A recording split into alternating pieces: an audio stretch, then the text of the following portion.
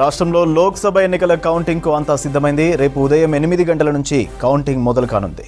తెలంగాణలో 17 ఎంపీ సీట్లతో పాటు కంటోన్మెంట్ అసెంబ్లీ సీటుకు జరిగిన బైపోల్ ఓట్లను రేపే లెక్కించనున్నారు.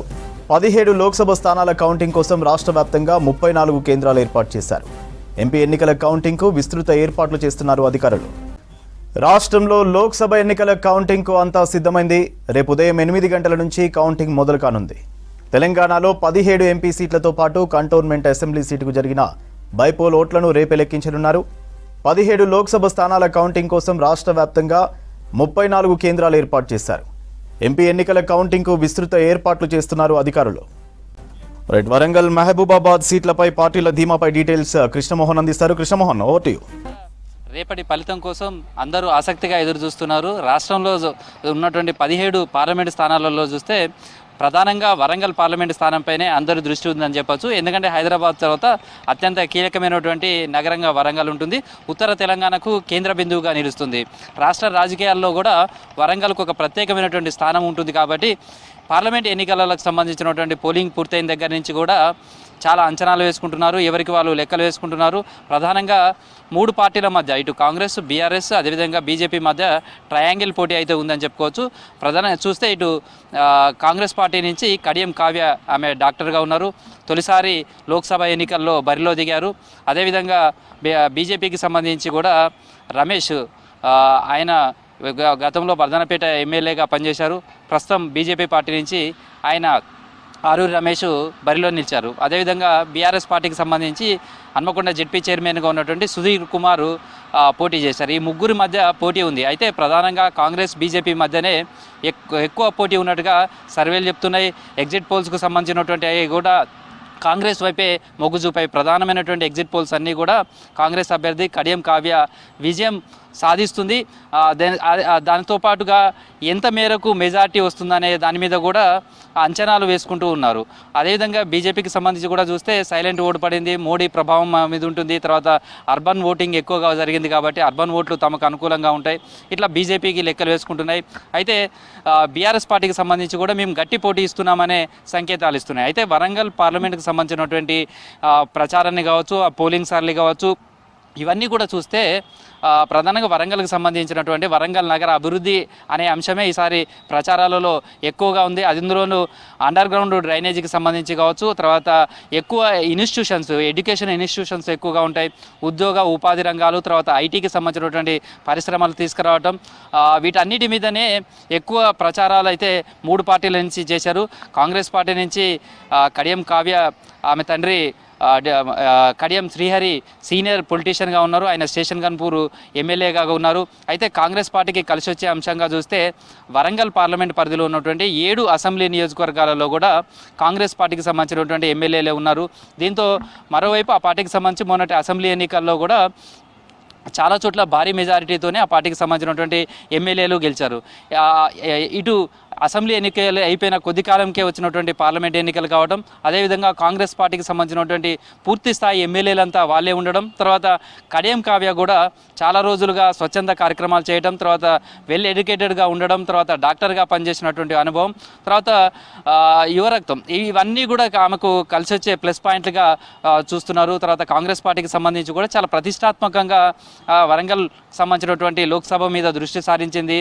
ముఖ్యమంత్రి రేవంత్ రెడ్డి కూడా ఇక్కడ పర్యటించారు. 4 సభలు నిర్వహించారు. వరంగల్, హన్మకొండ 2, అంటే ఇటు వెస్ట్, సౌత్, ఈస్ట్, వెస్ట్లో కూడా ఆయన రోడ్ షోలు నిర్వహించారు. తర్వాత ఇటు పరకాల, అటు భూపాలపల్లికి సంబంధించి 2 నియోజకవర్గాలు కలిపి రేగొండలో బహిరంగ సభ నిర్వహించారు. స్టేషన్ గన్పూర్లో కూడా ఆయన ఒక బహిరంగ సభ నిర్వహించారు. ప్రచారానికి సంబంధించి కూడా ఆయన పూర్తి స్థాయిలో భుజస్కంధాలపై ఎత్తుకున్నారు. తర్వాత ఎమ్మెల్యేలకు సంబంధించి కూడా ఎవరికి వాళ్ళే తామే పోటీ చేస్తున్నామన్నట్టుగా కూడా ఈసారి ప్రచారం నిర్వహించడం, తర్వాత ప్రచారణ అస్త్రాలకు సంబంధించి కూడా ఈసారి అండర్ గ్రౌండ్ డ్రైనేజీకి సంబంధించి వరంగల్ కావచ్చు, ఐటీ పరిశ్రమలు, ఇలాంటి విద్యా ఉపాధి రంగాలకు సంబంధించినటువంటి అంశాలే చాలా ప్రభావం చూపిస్తాయని చెప్పచ్చు. ఇవే ఇవే తమకు కలిసి వస్తాయి. తర్వాత రాష్ట్ర ప్రభుత్వం అమలు చేస్తున్నటువంటి పథకాలు కావచ్చు, 6 గ్యారెంటీలకు సంబంధించి, మహాలక్ష్మి పథకానికి సంబంధించి ఆర్టీసీ ఫ్రీగా మహిళలకు అవకాశం కల్పించడం, తర్వాత మహిళా అభ్యర్థిగా ఉండడం, ఇవన్నీ కూడా కడియం కావ్యకు కలిసి వచ్చే అంశాలుగా మనం చెప్పుకోవచ్చు. కాంగ్రెస్ పార్టీ కూడా ఈ అంచనాలతోనే ఉంది. ఎగ్జిట్ పోల్స్ కూడా వీటికి తగ్గట్టుగానే తమ అభిప్రాయాలు చెప్పాయని చెప్పవచ్చు. ఎగ్జిట్ పోల్స్ కూడా ఆ విధంగానే వచ్చాయి. దీంతో రేపటి ఫలితం మీద కాంగ్రెస్ పార్టీ అయితే ధీమా వ్యక్తం చేస్తుంది. ఖచ్చితంగా వరంగల్ లోక్సభ నుంచి గెలిచి పార్లమెంటులో అడుగు పెడతాం, ఇక్కడి నుంచి కాంగ్రెస్ పార్టీ ప్రాతినిధ్యం వహిస్తుందనే ధీమా మాత్రం ఆ పార్టీ వ్యక్తం చేస్తుంది. సేమ్ టైంలో బీజేపీకి సంబంధిస్తే ప్రధానమంత్రి నరేంద్ర మోదీ కూడా ఇక్కడ బహిరంగ సభ ప్రచారంలో పాల్గొన్నారు. ఆ పార్టీకి సంబంధించినటువంటి కేంద్ర మంత్రులు, ఇతర రాష్ట్రాల ముఖ్యమంత్రులు సైతం కూడా ఇక్కడ ప్రచారం చేశారు. కేంద్రం నుంచి తీసుకొచ్చే నిధులు, తర్వాత వీటన్నిటినీ కూడా చెప్పడం, తర్వాత ప్రధాని మోదీ చరిష్మా యువత మీద ఉంది కాబట్టి, అర్బన్ ఓట్ల మీద ఎక్కువగా ఉంటుంది కాబట్టి ఆ ప్రభావం తమకు ఎక్కువగా ఉంటుంది. గట్టి పోటీ ఇస్తున్నాం, ఖచ్చితంగా సైలెంట్ ఓటు తమకు కలిసి వస్తుంది అనే ధీమాను వేస్తున్నాయి. తర్వాత ఎగ్జిట్ పోల్స్ మాత్రం ఎక్కువగా ప్రధానంగా కాంగ్రెస్ పార్టీ వైపే మొగ్గు చూపినప్పటికీ కూడా 1-2 ఎగ్జిట్ పోల్స్ తమకు అనుకూలంగా ఉన్నాయి. ఖచ్చితంగా ప్రజలు మా వైపు ఉన్నారు అనే ధీమా వ్యక్తం చేస్తూ ఒక లెక్కలు చెప్పుకునే పనిలో అయితే బీజేపీ పార్టీ ఉందని చెప్పచ్చు. ఇక బీఆర్ఎస్ పార్టీకి సంబంధించి అయితే ఆ పార్టీకి సంబంధించినటువంటి ముఖ్య నేతలంతా కూడా ఈసారి ప్రచారంలో పాల్గొన్నారు. తర్వాత ఆ పార్టీకి సంబంధించిన అధినేతగా ఉన్నటువంటి కేసీఆర్ కూడా ప్రచారం చేశారు. తర్వాత ఆయన సౌమ్యుడిగా, ఉద్యమకారుడిగా ఉన్నాడు కాబట్టి ఇద్దరి మధ్య తమకు కొంత కలిసి వస్తుందనే ఆశాభావంతో ఉన్నప్పటికీ కూడా మెజారిటీగా ఇటు కాంగ్రెస్ అదేవిధంగా బీజేపీ మధ్యనే గట్టి పోటీ ఉందని చెప్పొచ్చు. చాలా అంశాలకు సంబంధించి కూడా పోటాపోటీ ప్రచారాల నిర్వహణకు సంబంధించి కావచ్చు, ఆ తర్వాత పోలింగ్ పూర్తయిన తర్వాత నియోజకవర్గాలుగా లెక్కలు తీసుకోవడం, తర్వాత యువత ఓటింగ్ సంబంధించి కావచ్చు, అర్బన్ ఓటింగు, రూరల్ ఓటింగు, ఇలా నియోజకవర్గాల వారిగా లెక్కలు చూసుకుంటూ ఎవరికి వాళ్ళైతే ధీమా వ్యక్తం చేస్తున్నారు. ఎగ్జిట్ పోల్స్ వచ్చిన తర్వాత మాత్రం కాంగ్రెస్ పార్టీలో ఆ ధీమా మరింత పెరిగిందని చెప్పుకోవచ్చు. రేపటి ఫలితం కోసం అయితే ఆసక్తిగా ఎదురు చూస్తున్నారు.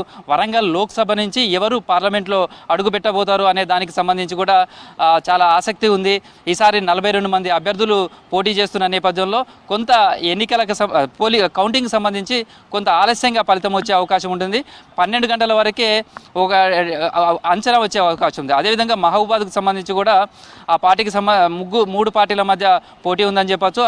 ముగ్గురు కూడా అంటే ఇటు కాంగ్రెస్ పార్టీ నుంచి పోటీ చేస్తున్నటువంటి కేంద్ర మాజీ మంత్రిగా ఉన్నటువంటి బలరాం నాయక్ కావచ్చు, అదేవిధంగా బీఆర్ఎస్ పార్టీ నుంచి సిట్టింగ్ ఎంపీగా ఉన్నటువంటి కవిత, అదేవిధంగా బీజేపీ నుంచి సీతారాం నాయక్, ఈ ముగ్గురు ఉన్నారు. ఈ ముగ్గురు కూడా ఒక్కొక్కసారి 2009 నుంచి 2014, 2019 ముగ్గురు ఒక్కొక్కసారి ఎంపీలుగా గెలిచారు. ఇక్కడ బయ్యారం ఉక్కు పరిశ్రమకు సంబంధించినటువంటి అంశం కీలకంగా నిలిచిందని చెప్పొచ్చు ఈసారి ప్రచారంలో. తర్వాత పోడు భూముల సమస్య, గిరిజనులకు సంబంధించిన సమస్య, మొత్తం ఒక నర్సంపేట మినహా మొత్తం మిగతాదంతా కూడా ఎస్టీ రిజర్వ్డ్ ఉన్నటువంటి అసెంబ్లీ నియోజకవర్గాలు. ఇక్కడ కూడా కాంగ్రెస్ పార్టీకి సంబంధించి పూర్తి స్థాయిలో ఎమ్మెల్యేలు ఉండడం వల్ల ఆ పార్టీకి కలిసి వచ్చే అంశం. దీంతో కాంగ్రెస్ పార్టీ కూడా ఈసారి ఇక్కడి నుంచి అత్యధిక మెజారిటీతో గెలుస్తామనే ధీమా వ్యక్తం చేస్తున్నాయి. మిగతా ఇటు బీజేపీ, బీఆర్ఎస్ కూడా అదే విధమైనటువంటి ధీమా వ్యక్తం చేస్తున్న నేపథ్యంలో మొత్తానికైతే మహబూబాద్ పార్లమెంటు సంబంధించినటువంటి ఫలితం మీద కూడా అందరిలో ఆసక్తి ఉందని చెప్పుకోవచ్చు. సూర్య.